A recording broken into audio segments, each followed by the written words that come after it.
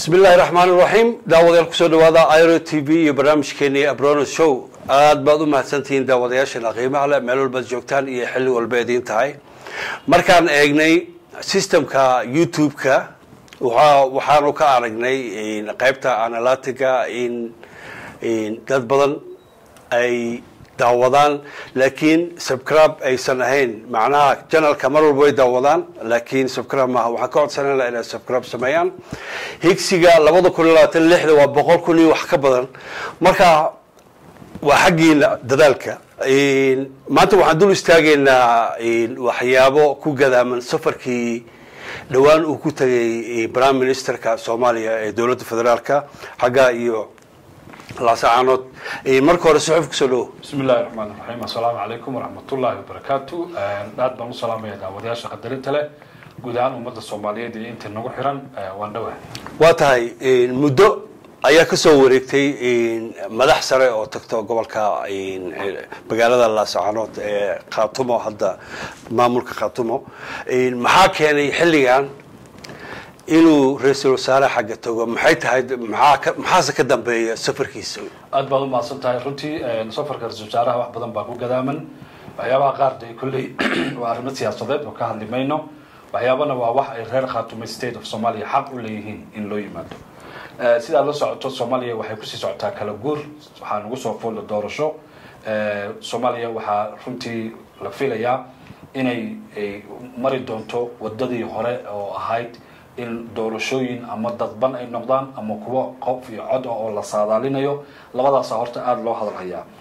sida la socoto maamulka Khaatumo State of Somalia muddadii labadii sano la soo dhaafay wuxuu ahaa maamul dhismaya oo curdan ah oo wax badan qabsaday laakiin wali la gacantii iyo taageeradii iyo mashaariicdii dawladda federaalka xaqna way u leeyihiin oo waxay kamid yihiin maamulada Soomaaliyeed oo runtii loo baahan yahay maanta in la gacan qabto marka arrimo badan ayaa ku gadaaman safarka ra'iisul wasaaraha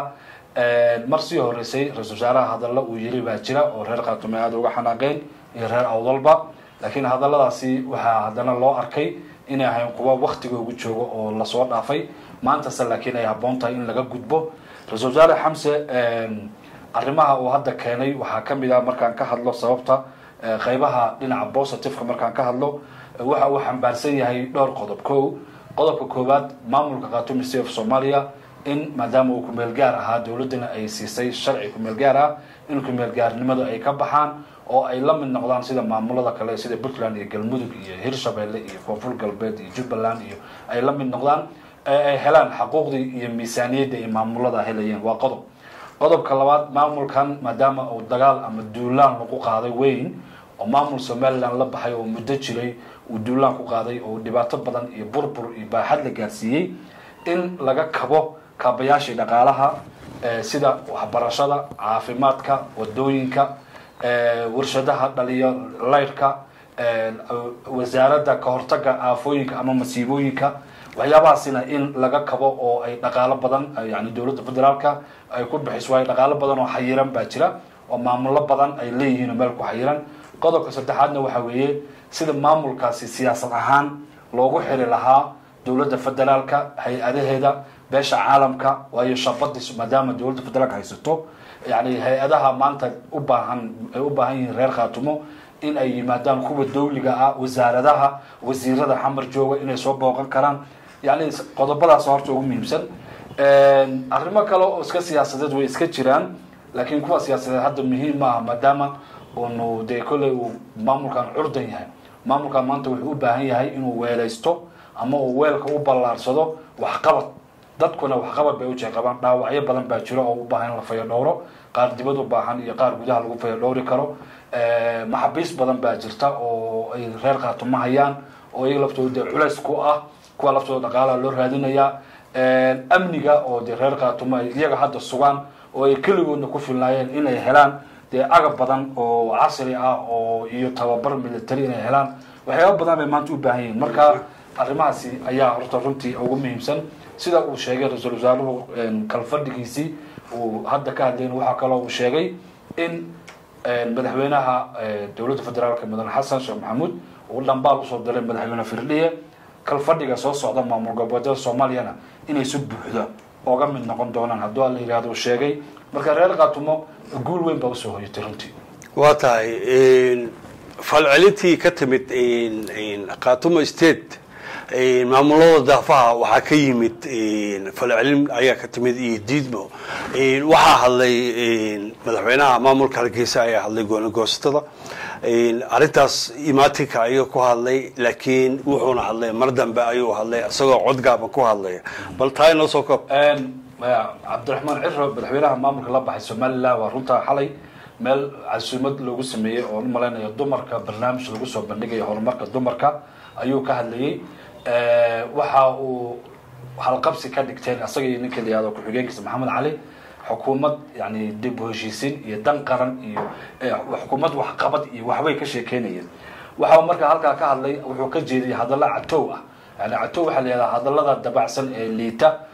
aanan ku habooneen waayo hadalku mar buu leeyahay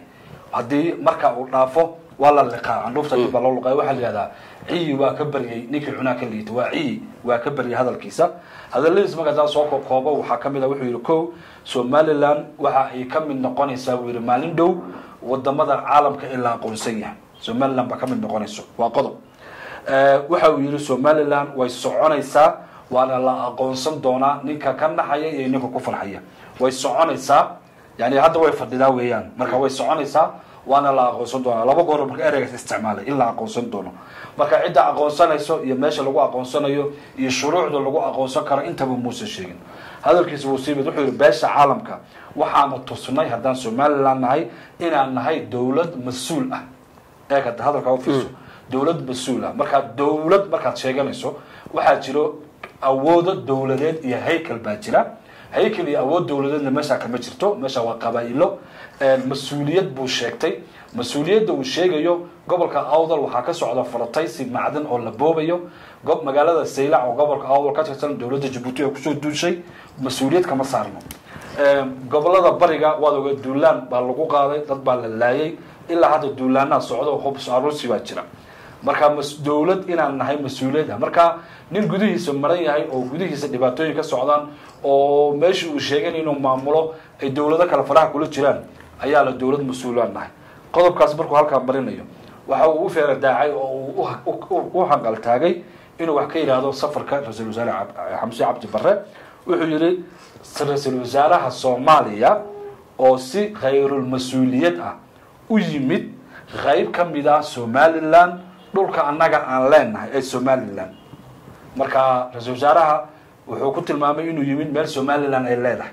marka waa riyadii Ingiriiska yani dhulkan Somaliland yaado waa dhulkii Ingiriiska Hargeysa ka taliso waa riyadii uu mar dambe xaquuqay wuxuu yimid yani dhulka uu yimid waa dhul hartiyeed oo dhul bahantay dhulku yimid marka runtu waa hadlayno oo de si caadi u hadlayno isaga laakiin dad buu ku niyad qaboojinaya wuxuu leeyahay dhulkan uu yimid ra'iisul wasaaruhu waa dhul Somaliland waa dhulkeeni waana qayb annaga naga mid ah waxaana sheegaynaa uu yiri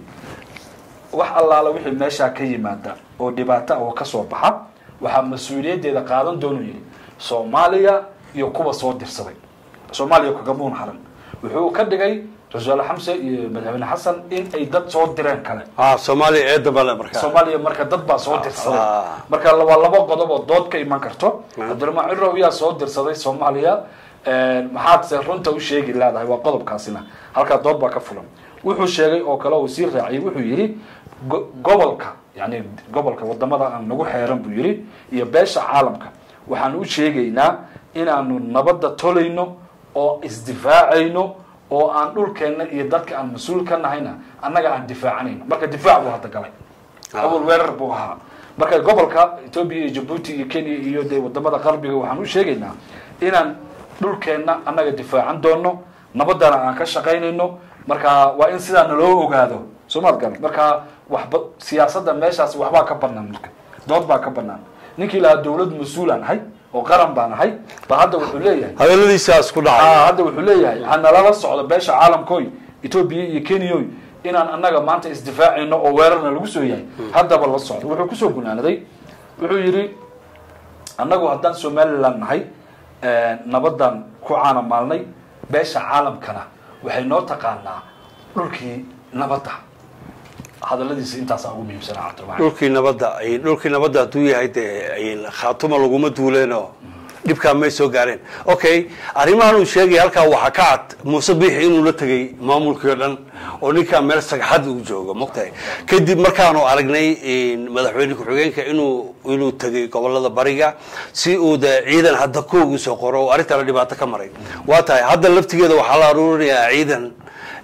dhinaca gobolka awdal oo laleeyahay waxaa la sameynayaa ciidankii qaranka ayaa la sameynaya marka 34 sano oo hadda ciidan la qorayo miyaysan arkaynin dadka ku nool shacabka ku nool gobolka awdal meeshu inay sagxad tahay oo intii yareeda ugu dambayso muuse bixi la tagay arrintaa maxay soo dhegatirayaan iskama dhegatirayaan runtii waa saad sheegtay madaxweyne ku-xigeenka horta waxaa loo dhiibay madax geel nin qaadaaba dhig baa la yiri gobolada bariga loo diray oo hub iyo tiro badan iyo saanad badan ay taalo waxa la sheegayaa in meelaha qaar loo ogolaaday laakiin inta badan ay diiday waayo gobolada barigu marnaba ma aysan liqin waxa loogu yeero Somaliland way ka yani kalsooni kuma qabaan way og yihiin in awdal maanta ciidan laga qoro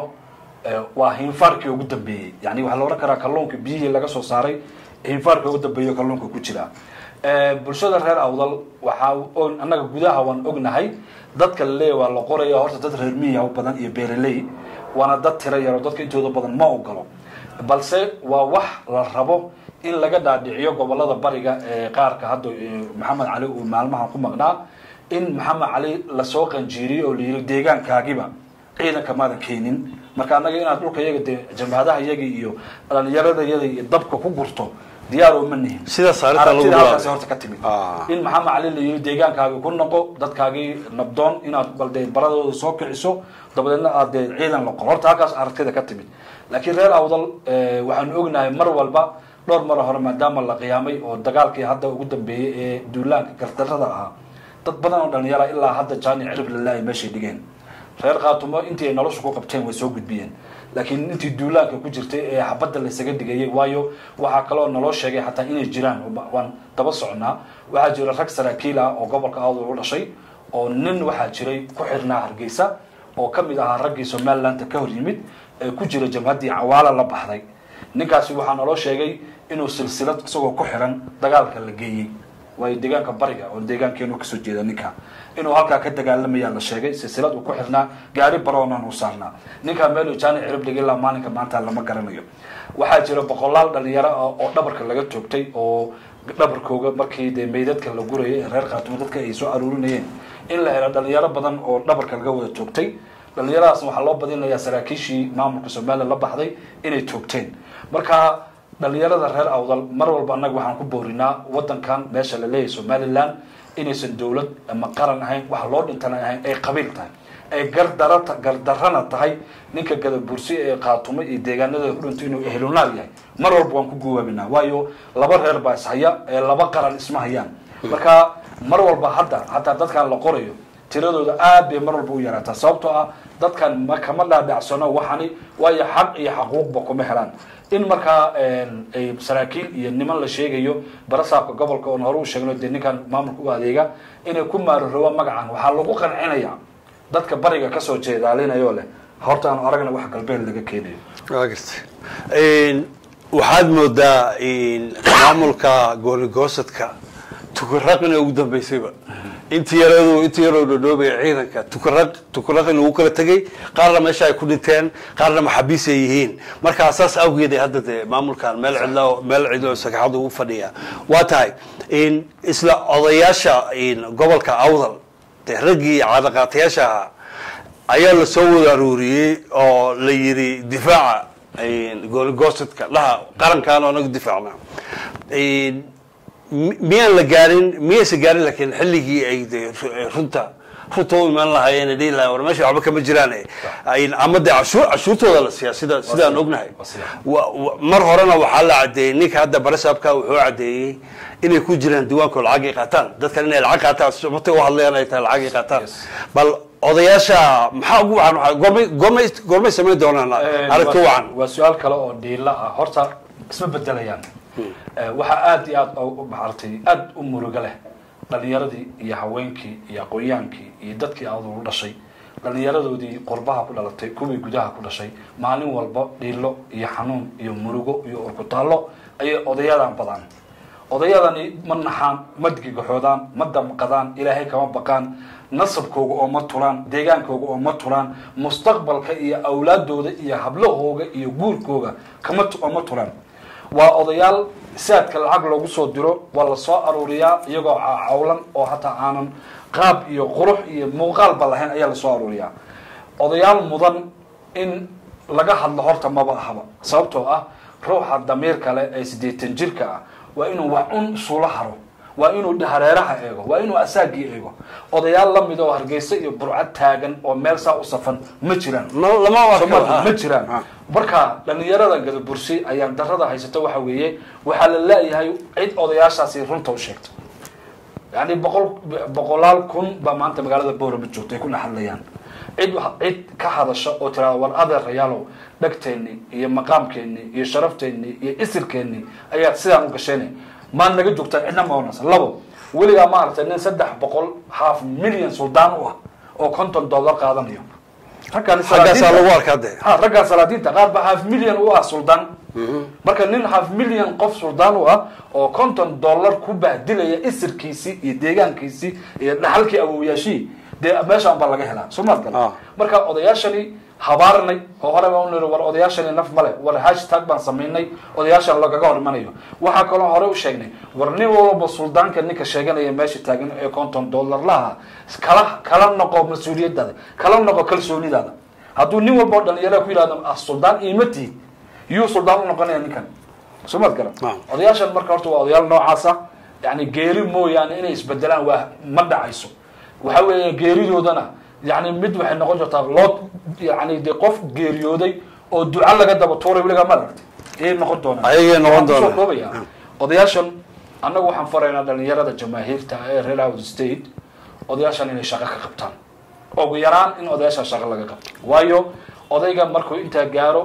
أو مرة وحبة حشونيني أو وحبة رهبانيني أو ولي أو أركيو إن يسنجن دنيا رد يديسا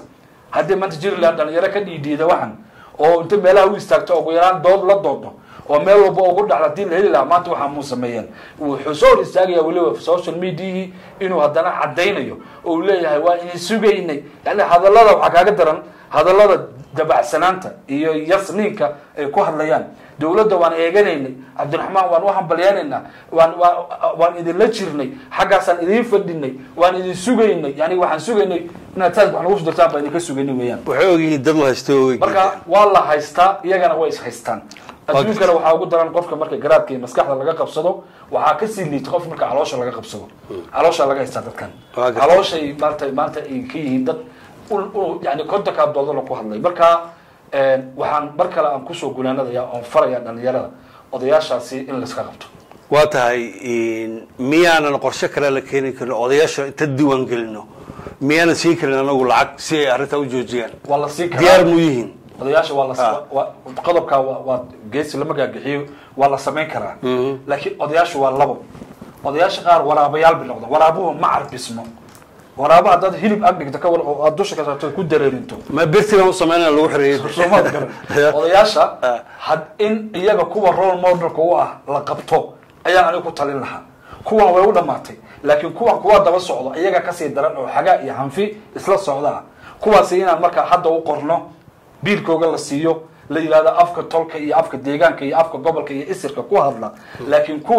kuwani waxa way waraabayaal been noqdeen wax taraya iyo wax celinayeen ma jirto laakiin mustaqbalka way iman in gacan la soo tago oo si dhab loo wada hadlo gacanta inteena gaarin oo odayaasha waa la xiriiri doonaa si hoose dad ayaan u diri doonaa anaga mushaarka siin doono si ay u joojiyaan daradan ay wadaan waa tahay daawadayaal waxaad nagala socotaan waa Airo TV iyo barnaamijkeena Abrono Show madaxweynaha dawladda federaalka Xasan Sheekh oo jooga magaalada Antalya oo barnaamij looga halka wareysi looga qaaday ayaa si yaro dabacsan oo aan ku habooneen in loo hadlo u hadlay asagoo waxyeerinaya ka gabanaya madaxweynaha dawladda federaalka muxuu uga gabadaa dawladda gooni goosadka Hargeysa maxaa si yar buu hadalku u yiri dabciyay madaxweynuhu waad ku maadsantahay dhowr arrimood baa ka soo qaadan doonaa hadaladiisa qaarna waxay u ekaayeen inuu madaxa arrinta ka cishanayo qaarna uu gabanayo koo waxaan ku soo qaadan doonaa safarkiisa wasaaraha markii wax laga weydiiyay wuxuu ku tilmaamay wuxuu yiri ra'iisul wasaaraha waxaan meesha ugu dirnay shaqaaqa meesha ka dhacday inuu abuuro qaab nabadeed oo loo wada hadli karo marka Khartoum state iyo maamulka Soomaaliya la baxay de wada hadal oo ma furno Soomaad garan hadalkaasi marka wuxuu tantooma ama dhabar jabin ku noqonaya safarka ra'iisul wasaaraha ee quruxda badnaa ee Soomaaliya oo dhan ee dawladda iyo ra'iisul wasaaraha ugu mahad celiyeen yani kaalinta ay galeen ama waxa ay qabteen marka ra'iisul wasaaruhu shaqaaqa meesha kama dhicin dagaal iyo duulaan baa ka dhacay dad iyo maal iyo la mooro duugay dhibaatooyin baa dhacay wuxuu yiri intaasi wuxuu ku sii daray wuxuu yiri hawsha meesha ka socota wali lama xalin oo maysan xalisan annagana inaan faragashano ma doonino marka waana madaxweynihii Soomaaliya oo Khartoum iyo Soomaaliland madaxweyne ka ah hadalkaasi marka wuxuu ku soo noqonayaa xafiiskiisa xafiiska fadhida xaq oo xukuumadda ku soo noqonaya hadee tiri ma faragashan karno arintan iyaga u taala oo iska riixay marka ma meel gooni ah ma wadan kala waxa isahaya hadalkaasi uu ku soo noqonaya waa mid inta waxa dheer waxa kale la weydiiyay arinta ku salaysan Gaza wuxuu yiri anagu marka koowaad wuxuu yiri Gaza ama Palestine arinteeda cid nagala hadashay ma jirto reer Gaza in meeshooda loo daayo ayaan ku talinaynaa hadalkan wuxuu ku soo gunaanay Somaliland baa hadana lagu soo celiyay maadaama hadaladiisi ay ka waayeen wariyaasha wax yani quman oo ku qotoma xafiiskiisa marka dambe wuxuu hadalkiisu ku soo gunaanay wuxuu yiri Somaliland waa qayb ka mid ah Soomaaliya haduu fiirso laakiin turxaan bixin badan iyo arrimo badan iyo inuu yiraahdo gobolkaasi dib baa ka dhacay reer Khartoum waa dad nooca waa dad Soomaali hatta dagaalkii ay galeen adkaysigoodii darwiishnimadoodii waxyaabaha ay qabteen kaalinta Soomaaliya ku lahayn uu kala masuugay libitaas uu ogolaan muuna sheegay uma ogolaan wuxuu ka dhigay meel yar oo shaqaaqa ka dhacday shaqaaqadii uu hadda la xalinayo dawladdiisii oo dhan baan ku maqan haduu fiirso marka madaxweynaha runtii waxaan moodaa gooni goosatada inuusan dhinacooga uusan runta ka sheegin waayo markaan aragno hadaladiisa anaga hadaladan qiimeynayna gooni goosatadana waxyaabaha ay ku baraareen oo ku raaxaystaan waxa ka mid ah arrimahaas kale in madaxda Soomaaliyeed ay afkooga ka dhowraan dibindaabyada iyo dhibaatada ay Soomaalida ku hayaan waa tahay isla gooni goosadka qaybta xamar joogta qaybta dawladda federaalka joogta ra'iisul wasaaraha aad u raac jireen marka hore meel uu tagay maanta ma soo raacin waxa u badnaa qolada koonfurta u badnaa gobolada kale ka tirsan ayaa dawladda soo raacay maxaad leedahay maxay uga hakadeen arinta kulli dhowr arrimood baa horta dabcan dadku isla dhaxmarayaan anagu waxa dadka leeyihiin baan xukminaynaa ku soo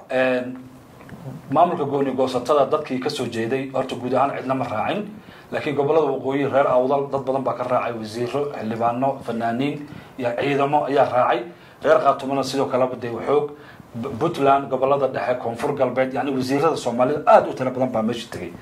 qoladan waxa la leeyahay laba arrimood mid waxa la leeyahay garnaqsi bay marka hore garnaqsadeen qoladan Hargeysa u joogta xamar ay sheegatay inay midnimada u joogaan laakiin danta Hargeysa iyo danta Soomaaliland u joogo inay yiraahdeen arintan laga joogo oo dib baa imanaya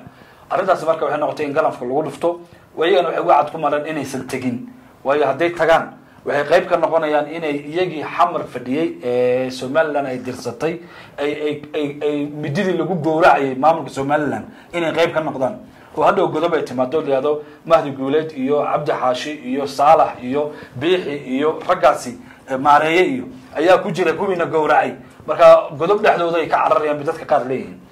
qodobka labaad dadku waxay ku doodayaan in odayaasha soo xula maamulkan Somaliland ee halka u jooga in ay odayaasha ku goodiyeen inay bedeli doonaan haday wadada maraan oo ay ka joogaan markaas hadda ay uga joogeen laakiin waxa muhiim ah oo muuqda inay diidan yihiin libinta reer Khartoum state taas ugu badan kulli waxa la diidan yahay waa tahay daawada waxaad nagala socotaan waa barnaamijkii Abrono Show ugu dambeyntii gobolka awdal farateen badan ayaa lagu waday muddo badan ka hadlayna farateenta ugu weyn waxa ku wada Djibouti Djiboutina xagga waxa uu jooga dawladda federaalka wasiiro ka soo jeeda gobolka awdal xildhibaan iyo wasiiro gobolka awdal ka soo jeeda waxaan ka hadlayaa wasiirada wasiir cilmi wasiir xagaa iyo wasiir ku-xigeenka caafimaadka waa ragga farateenta iyo baarista iyo buuq ku hayo Djiboutina ay soo dirsatay ugu dambeyn adoo soo koobayo xaaladii Saylac halkee maraysaa Saylac horta xaaladii hadda way iska qabowday maadaama shacabkii Saylac oo wadaniyiinta ay kaceen maadaama aan warbaahinta aad runtii wax badan ka hadalnay waxa weeyaan nimanka xamar u jooga aad sheegtay dawladda Djibouti jabuuti xamar wasiirro kaliya mujaxata xildhibaanna uu joogo jabuuti laga keenay aan weligood awdal arag laakiin magaca awdal ku magacaaban oo ah nasiib darro dawladda Soomaaliya ay kala saari laadahay wadamada kale iyo Soomaaliya ay kala saari laadahay waayo wadan kale ayaa xildhibaan waxa uu jooga Soomaaliya gudaheeda waa arinta marka dawladda federaalka ilaa hadda ka gaabinayso sababtoo aan de macalinka weynay jabuuti fadhiya ayaa laga wada gabanaya arinta Saylac horta hadda way yar qabowday laakiin ma ahan arin sidaa ku haraysa waa arin balan A iyo balan B iyo balan C la dejiyay oo reer awdal ama umadaanka Buurji la rabo in lagu barakiciyo shalay jabuuti looga soo barakiciyo barnaamijyada aan soo wadno maanta la rabo in awdal looga dimido la barakiciyo dabadna badal lagu shubo waa qorshe weyn oo dagsan oo ay qayb ka yihiin wasiirro iyo kuwa kale oo xildhibaano kale oo awdal sheegtay laftooda ay qayb ka yihiin annaguna waxaa naga nidaam ah inaan fashilino mar walba godka ay galaan iyo shirqoolada ay maleegayaan hadduu in adeerkeen yahay hadduu adeerkeen yahay hadduu nin kale yahayba inaan shaashada horkeeni doono ilaa inta ay faraha kala baxayaan mustaqbalka iyo dhaxalka ummadan ay leedahay intay faraha kala baxayaan marka ragga hadda aad sheegtay waa kudlad gooni loo baxnaaniyo loo ilaaliyo qaarkood xataa hadda safarka ra'iisul wasaaraha waxyaabo ay u raaceen halkaan kama sheegayno waa waxyaabo arrimaha noocaas ay ku hoos jiraan marka waxaan rajaynaynaa shacabka awdal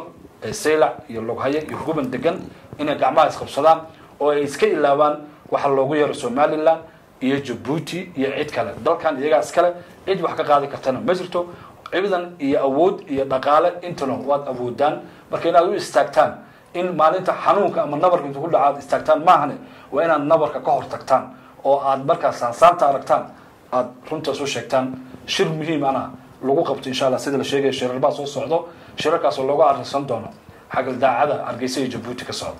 waa tahay daawadayaal intaas kusoo gabagabeynayna barnaamijkeennii maanta kaga hadlaynay safarkii ra'iisul wasaaraha dowladda federaalka Xamse uu ku tagay Laascaanood iyo arrimaha ku gadaaman inta ku kulmayno barnaamijkan barnaamij la mid ah maalinta iyo habeenkaba haydin